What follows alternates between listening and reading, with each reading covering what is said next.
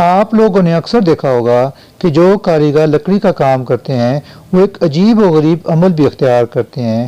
وہ عمل یہ ہے کہ اپنی قلم یا پینسل کو کان میں پھنسا کر رکھتے ہیں، جیسا کہ آپ اس تصویر میں بھی دیکھ رہے ہیں کہ اس شخص نے قلم کو اپنے کان میں پھنسایا ہوا ہے۔ آپ لوگوں کو پتہ ہے اس عجیب عمل کے پیچھے بھی ایک حکمت ہے۔